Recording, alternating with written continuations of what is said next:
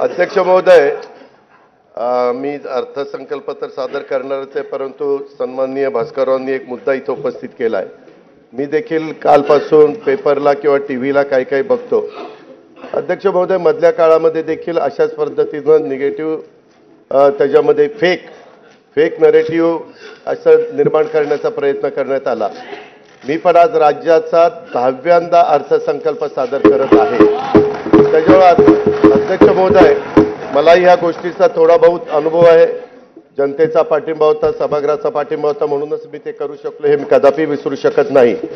परंतु अध्यक्ष महोदय, अशा प्रकारची चर्चा करणं आणि ते आधीच करणं आणि काहीतरी लोकांच्या मध्ये फेक नरेटिव्ह निर्माण करणं हे कुठेतरी अध्यक्ष महोदय थांबलं पाहिजे. याची नोंद आपण देखील त्या ठिकाणी घेतली पाहिजे, अशी मी सुरुवातीलाच आपल्याला विनंती करतो. सन्माननीय अध्यक्ष महोदय, मी आपल्या अनुमतीने सन 2024-25 या वर्षाचा अतिरिक्त अर्थसंकल्प सभागृहाला सादर करतो आहे. उदंड पाहिले